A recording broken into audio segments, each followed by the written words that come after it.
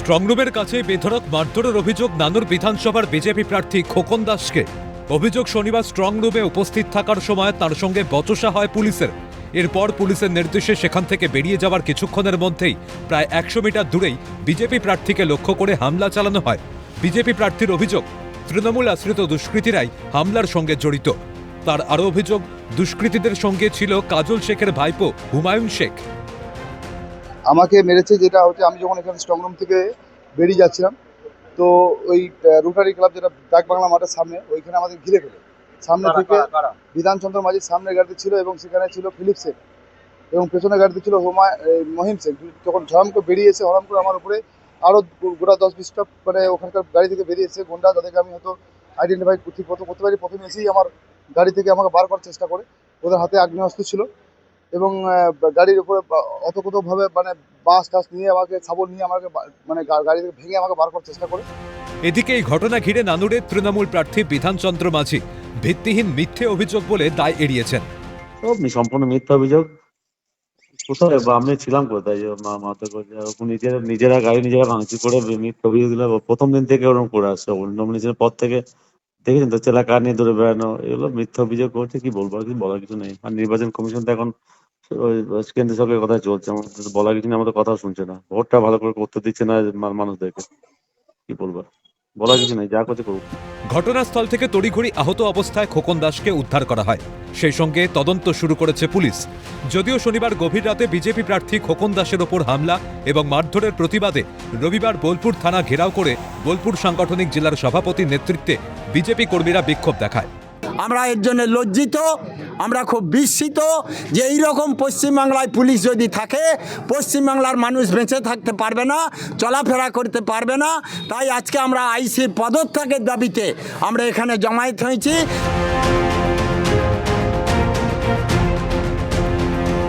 রাজনৈতিক সংঘর্ষ গোসাবার কচুখালী এলাকায় বিজেপি কর্মী ও তার ছেলেকে বেধড়ক মারধর, কাঠগড়ায় তৃণমূল লোহার রড ও লাঠি দিয়ে মেরে সনাতন গাইনের মাথা ফাটিয়ে দেওয়ার অভিযোগ। গুরুতর চোট লেগেছে তার হাতেও। ঘটনায় ভিডিও ভাইরাল হয়েছে সোশ্যাল মিডিয়ায়। ভিডিওর সত্যতা যদিও যাচাই করেনি সিএন। বর্তমানে ক্যানিং হাসপাতালে চিকিৎসাধীন বিজেপি কর্মী। আমি বিজেপি করি বলে আমাদের পাশাপাশি লোক সব টিএমসি করে, আমি বিজেপির প্রচার করছি, ফ্ল্যাগ নিয়ে যাচ্ছি, মিটিংয়ে যাচ্ছি, তার জন্য আমাকে অ্যাটাক করলো। ইতিমধ্যেই গোটা ঘটনা ঘিরে শুরু হয়েছে রাজনৈতিক চাপানুতর। বিজেপি কর্মীর ওপর বর্বরচিত হামলার ঘটনাকে পারিবারিক ঘটনার আখ্যা দিয়েছে তৃণমূল নেতৃত্ব। এই বিজেপিরা সবসময়ের জন্য যা কিছু ঘটনা ঘটবে সব তৃণমূলকে দায়ী করে, কিন্তু এটা আপনারা ভালো করে খোঁজ নিয়ে দেখুন। কচুখালীতে যে ঘটনা ঘটেছে একটা পারিবারিক ঘটনা, তো পারিবারিক ঘটনায় কেউ যদি মারামারিতে লিপ্ত হয়, সেটা তৃণমূলকে দায়ী করে, সেটা আমাদের কিছু বলার নেই।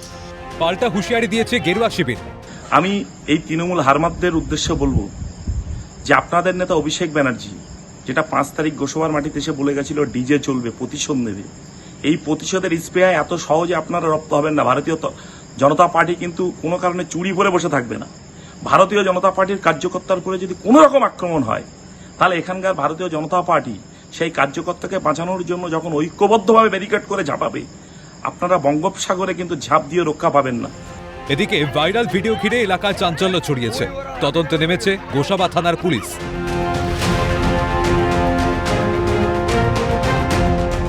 কংগ্রেসের প্রার্থীকে সাহায্য করার জন্য বহরমপুরে এক পরিবারের 3 সদস্যকে বেধড়ক মারধর, অভিযোগের তীরে তৃণমূল দুষ্কৃতী।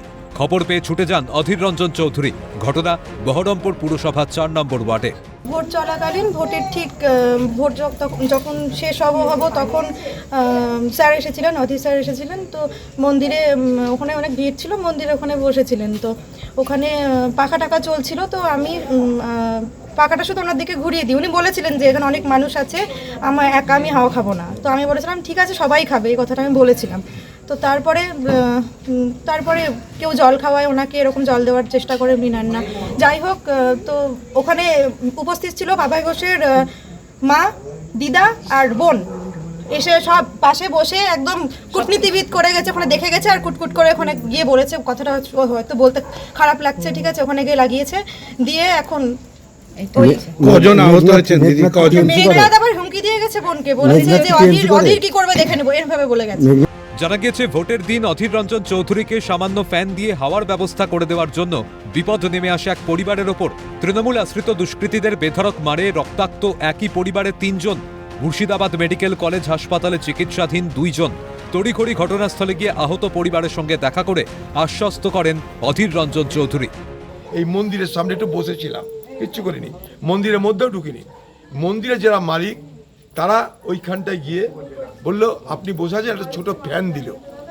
এই ফ্যানের হাওয়াটা খালি নিয়েছিলাম আমি, তাও বলেছিলাম ফ্যান দেওয়ার দরকার নেই। আমাকে জল খাবার দিতে এসেছিল, আমি বলেছি না কিছু দরকার নাই, আপনারা যান, ফ্যানটাও দরকার নেই। তাহলে বললো না একটু ফ্যান দিলাম।